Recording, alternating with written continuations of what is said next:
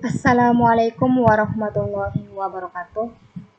Pada kesempatan kali ini, saya akan mempraktikkan uji multikolinearitas dengan menggunakan metode toleransi dan PIP. Pada bagian pertama, saya akan membahas konsep dasar uji multikolinearitas.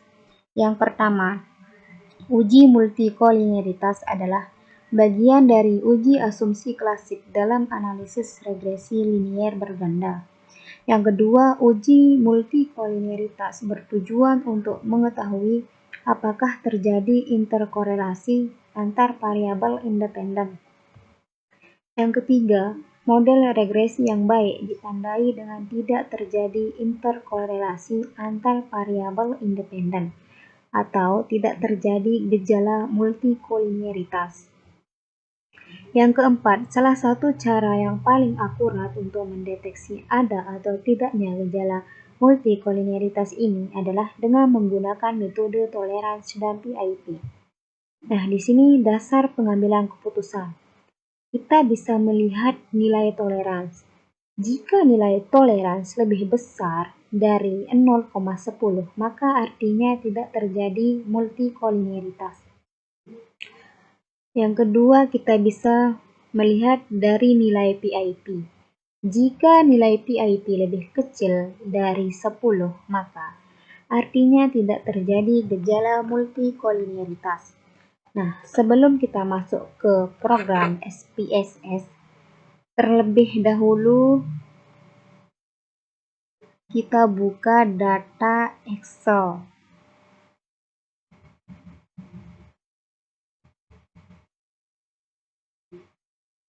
Nah, di sini saya mempunyai sebanyak 76 data. Nah, di sini saya mempunyai 4 variabel bebas atau independen dan Y variabel dependen. Nah, langsung saja kalian buka aplikasi SPSS. Nah, pada variabel view kalian tulis Y dan kalian tulis variabel bebasnya berapa. Nah, di sini saya memiliki 4 variabel bebas. Nah, di kolom label ini kalian tulis Y-nya apa. Nah, di sini Y saya jumlah permintaan cabai merah. Kalian bisa tulis X1-nya apa. Nah, di sini X1 saya harga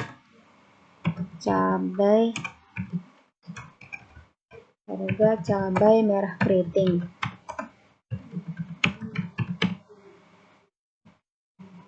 Harga cabai rawit. Dan X3 pendapatan keluarga.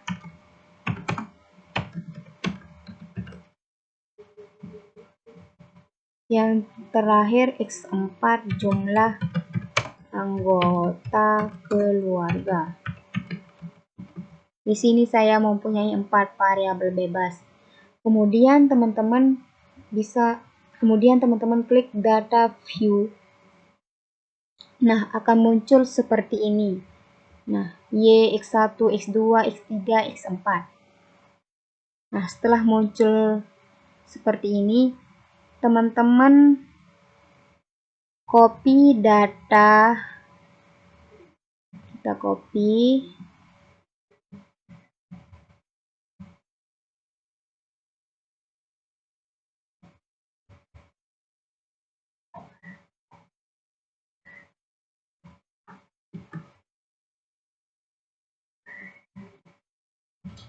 Lalu paste.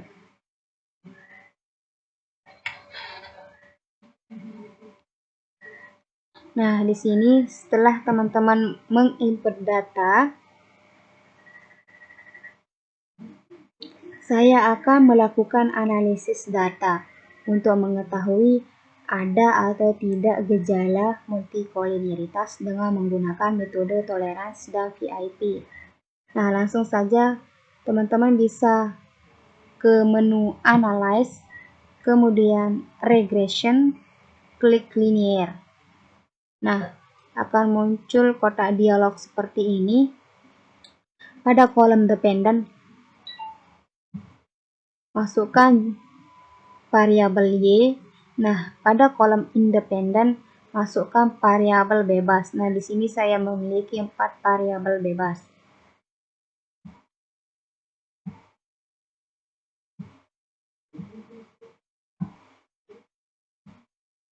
Kemudian, pilih statistik. Nah, pada kolom estimates dan model fits kita non-checklist. Kemudian kita checklist pada kolom collinearity diagnostic.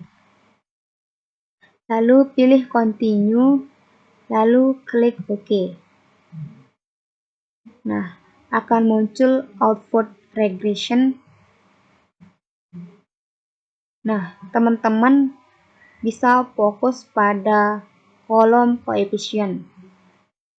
Nah, di sini X1 atau harga cabai merah keriting memiliki nilai toleransi 0,989.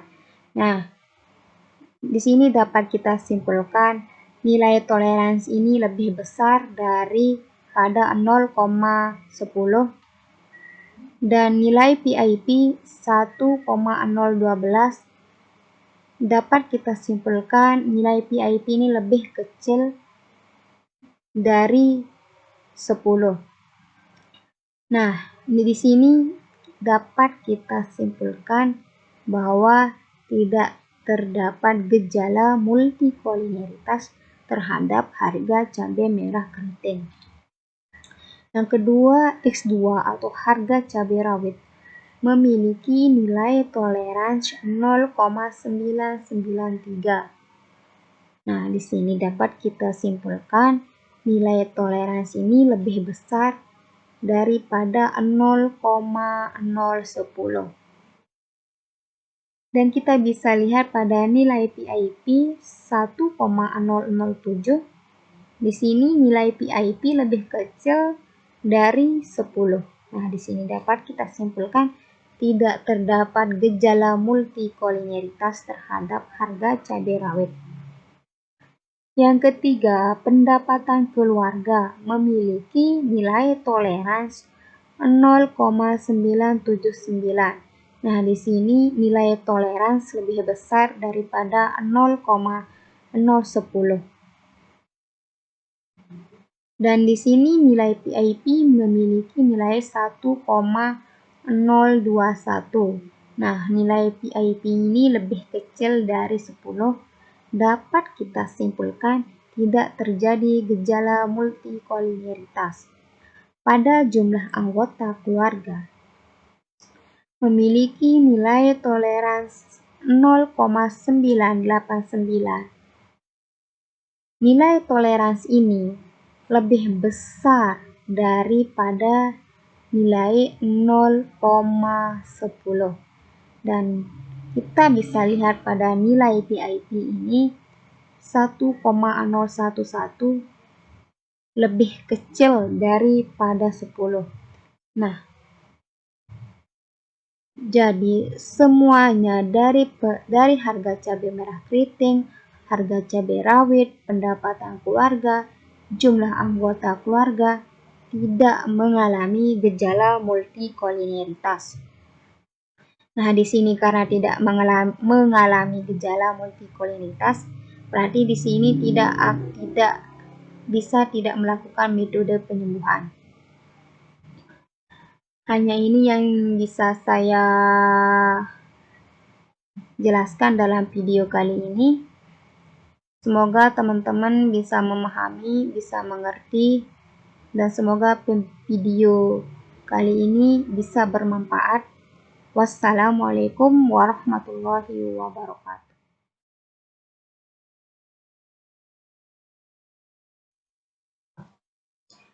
Nah, di sini saya akan mempraktikkan uji normalitas dengan menggunakan metode Kolmogorov-Semrinov. Sebelum itu kita bahas pengertian dan kegunaan. Uji normalitas Kolmogorov-Semrinov merupakan bagian dari uji asumsi klasik.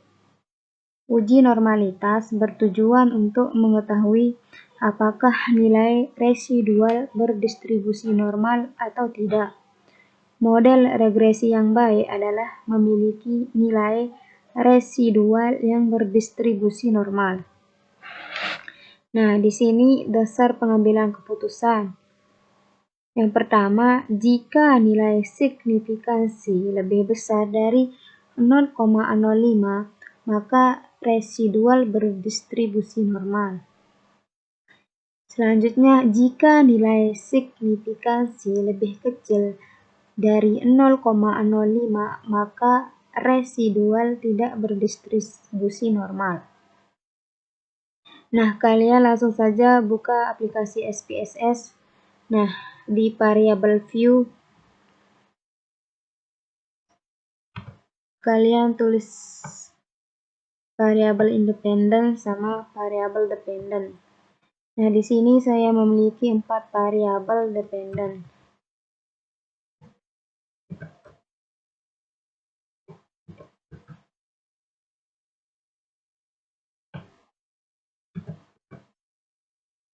Nah, di sini di kolom label kalian tulis nama variabelnya. Nah, di sini nama variabel saya jumlah permintaan cabai merah, X1 harga cabai merah keriting, X2 harga cabai rawit, X3 pendapatan keluarga, X4 jumlah anggota keluarga. Nah, setelah seperti ini, teman-teman klik data view ke menu data view. Nah, akan muncul seperti ini Y, X1, X2, X3, X4. Nah, kemudian teman-teman buka Microsoft Excel atau data kalian copy.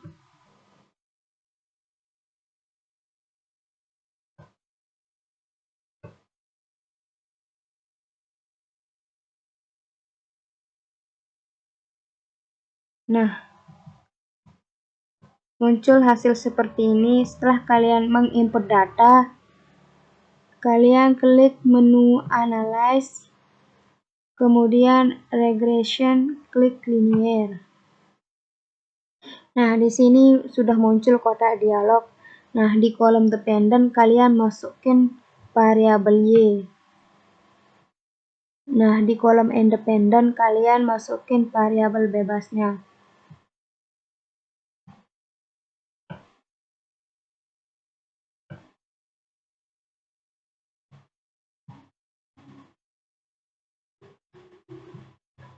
Kemudian kalian klik Save. Nah, kalian checklist di Unstandarized. Lalu kalian klik Continue, klik OK. Nah, akan muncul output seperti ini, tapi kita tidak pakai output yang ini. Kalian kembali lagi ke data kalian. Nah, di sini sudah ada res 1. Kemudian kalian klik Analyze, lalu Regression, klik Analyze, lalu Non-Parametric Text, lalu kalian klik One Sample QS. Nah, di test variable list kalian masukkan unstandardized residual. Nah, di kolom ini kalian checklist normal, lalu klik OK. Nah, akan muncul seperti ini, output regression. Kalian fokus ke kolom one sample Kolmogorov-Samionov test.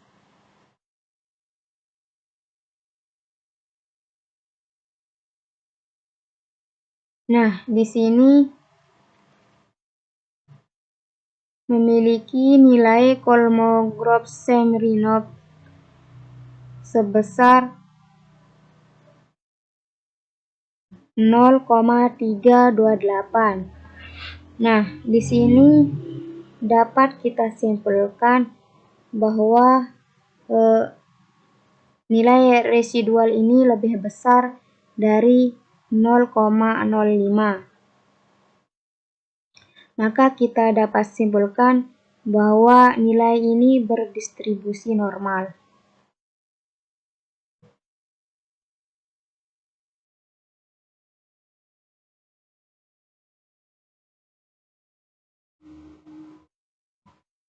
Nah, di sini selanjutnya saya akan mempraktikkan uji autokorelasi dengan menggunakan metode run test.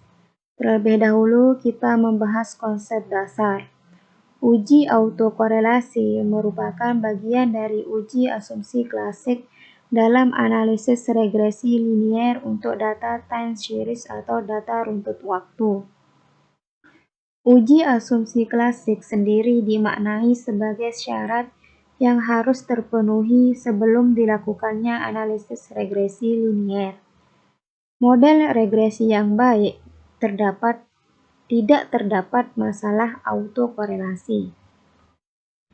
Nah, di sini dasar pengambilan keputusan. Jika nilai signifikansi lebih kecil dari 0,05, maka terdapat gejala autokorelasi. Kemudian, jika nilai signifikansi lebih besar dari 0,05, maka tidak terdapat gejala autokorelasi. Nah, langsung saja kalian buka aplikasi SPSS. Nah, di sini saya sudah tulis di variable view. Di name kalian tulis variable dependent dan independent. Nah, di sini saya memiliki 4 variabel independent.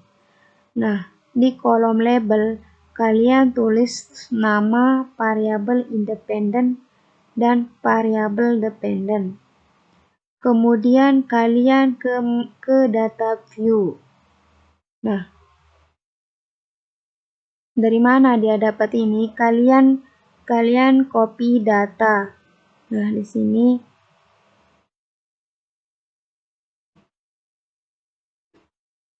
setelah penginputan data, langsung saja kalian ke menu Analyze, kemudian Regression, klik Linear. Nah, akan muncul kotak dialog seperti ini. Di kolom Dependent, kalian masukkan variabel Y. Nah, di kolom Independent, kalian masukkan variabel bebasnya sebanyak berapa. Nah, di sini saya memiliki 4 variabel bebas. Setelah itu, kalian klik Save. Kemudian, kalian checklist Unstandardized. Lalu, kalian klik Continue, klik OK. Nah, akan muncul output seperti ini, tapi kita abaikan. Lalu, kalian masuk ke data lagi.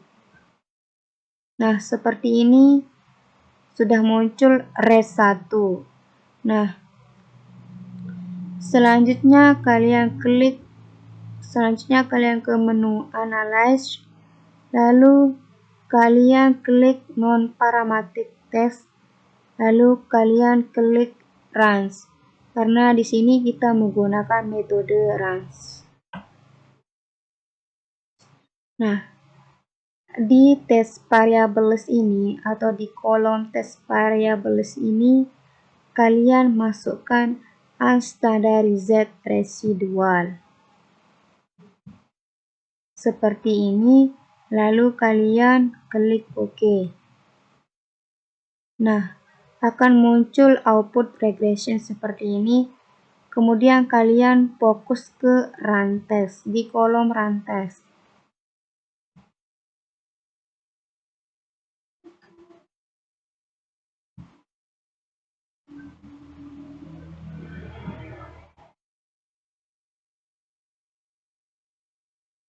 Nah, di sini.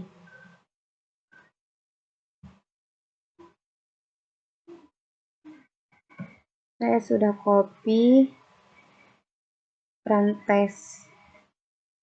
Nah, di mana di sini dapat kita simpulkan bahwa nilai signifikansi ini memiliki nilai sebesar 0,248. Nah, berarti nilai signifikansi ini lebih besar dari 0,05. Maka dapat kita simpulkan tidak terjadi gejala autokorelasi. Maka dari itu tidak perlu dilakukan metode penyembuhan.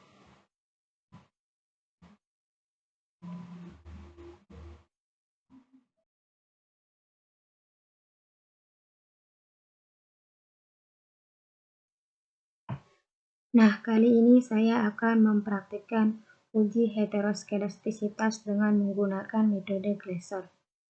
Terlebih dahulu kita membahas konsep dasar. Uji heteroskedasitas adalah bagian dari uji asumsi klasik dalam analisis regresi. Uji heteroskedasitas bertujuan untuk mengetahui ada tidaknya kesamaan varian dari nilai residual untuk semua pengamatan pada model regresi. Heteroskedasitas merupakan salah satu faktor yang menyebabkan model regresi linier tidak efisien dan akurat. Nah, di sini dasar pengambilan keputusan. Apabila nilai signifikansi lebih besar dari alfa 5% atau 0,05, maka tidak terjadi heteroskedastisitas. Apabila nilai signifikansi lebih kecil dari alfa 5% atau 0,05, maka terjadi heteroskedastisitas. Nah, kalian buka aplikasi SPSS. Nah, di variable view, kalian tulis variable independent dan dependent. Nah, di kolom label, kalian tulis nama variable dependent dan variable independent. Kemudian kalian ke data view. Nah, akan muncul seperti ini. Kemudian kalian copy data.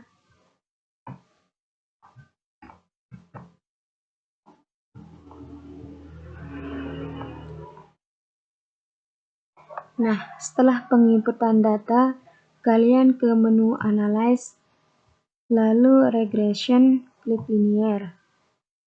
Nah, akan muncul kotak dialog seperti ini. Di kolom Dependent, kalian masukkan variabel Y. Dan di kolom Independent, kalian masukkan variabel bebas.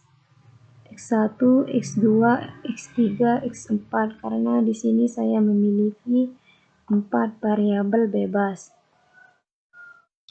Nah, kemudian kalian pilih Save, lalu kalian checklist unstandardized, lalu klik Continue.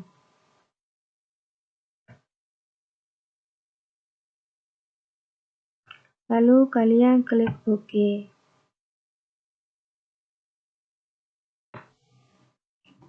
Nah, di sini sudah muncul output regression.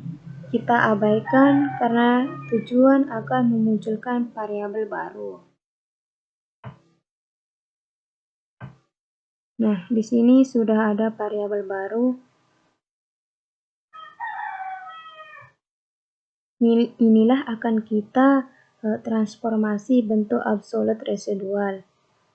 Caranya kita pilih menu transform, lalu compute variable.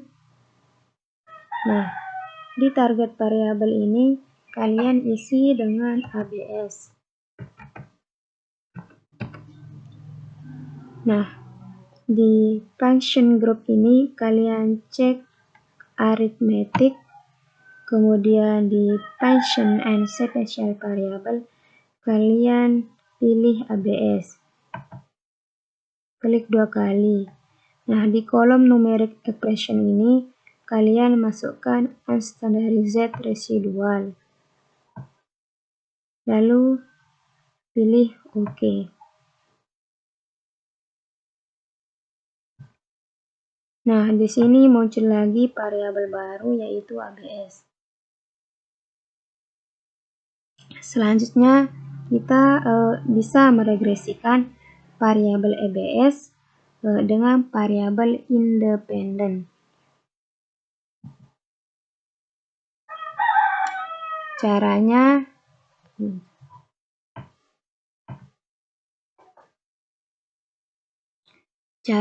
kalian perlu pilih menu Analyze, kemudian Regression, klik Linear.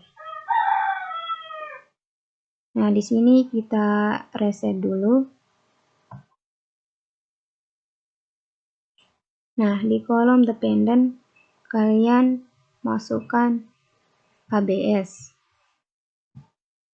Nah, di sini di kolom independent kalian masukkan variabel bebasnya. X1, X2, X3, X4. Lalu klik OK.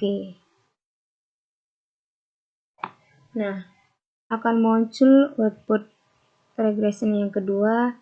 Nah, kita bisa fokus kepada tabel koefisien.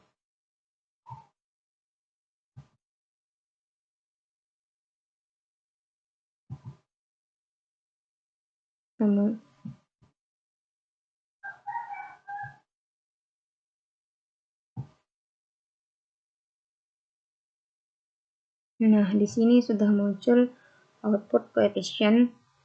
Nah, di sini harga cabai merah keriting memiliki nilai signifikansi 0,04. Nah, di sini dapat kita simpulkan bahwa nilai signifikansi ini lebih kecil daripada 0,05. Jadi, harga cabai merah keriting ini terdapat gejala heteroskedastisitas. Kemudian harga cabai rawit memiliki nilai signifikansi 0,504. Nah, nilai signifikansi ini lebih besar daripada 0,05. Dapat kita simpulkan bahwa harga cabai rawit ini tidak mengalami gejala heteroskedastisitas. Kemudian nilai signifikansi pendapatan keluarga 0,017 lebih besar daripada 0,05. Nah, dapat kita simpulkan tidak terjadi heteroskedastisitas. Kemudian jumlah anggota keluarga memiliki nilai signifikansi 0,048 lebih besar daripada 0,05. Nah, dapat kita simpulkan tidak terjadi gejala heteroskedastisitas. Nah, di sini karena terdapat ada gejala heteroskedastisitas di harga cabai merah keriting, maka kita dapat melakukan metode penyembuhan langsung saja kita melakukan metode penyembuhan.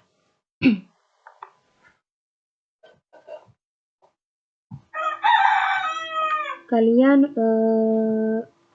klik menu transform, kemudian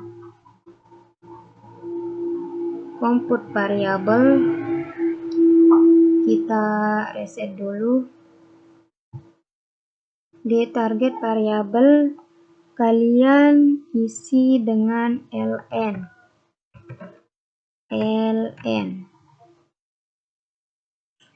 Lalu di function group kalian isi arithmetic. Lalu di function and special variable kalian cek ln.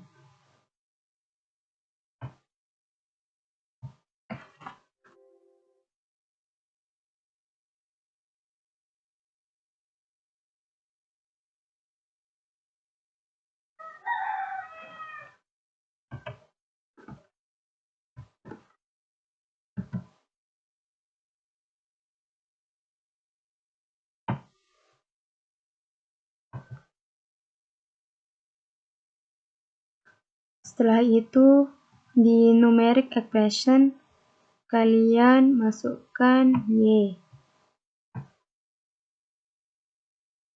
Lalu kalian, di sini akan muncul lagi kotak dialog ln Y. Lalu kalian pilih menu analyze, kemudian regression, klik linear. Setelah di kolom dependent ini kalian masukkan lny, dan di kolom independent kalian masukkan variabel bebas. Lalu kalian pilih save, kemudian standardized, lalu continue, klik OK. Sudah muncul output regression yang keempat, tapi kita abaikan. Di sini muncul variabel baru yaitu res2.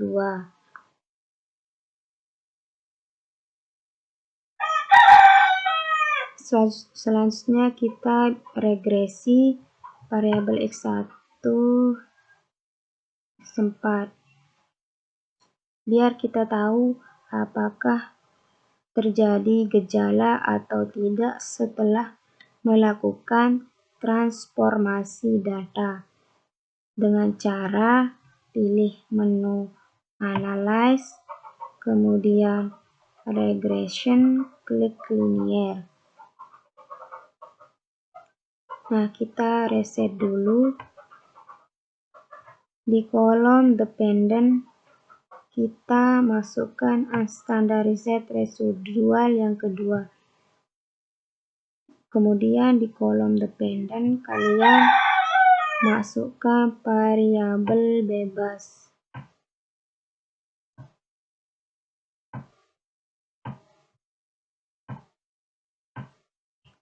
Kemudian kalian pilih save, lalu checklist unstandardized, klik continue, lalu OK. Di sini muncul output regression yang keempat.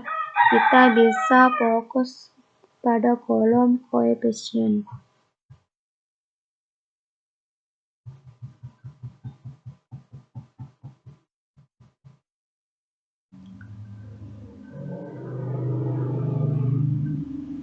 Di sini sudah muncul output coefficient, nilai signifikansi,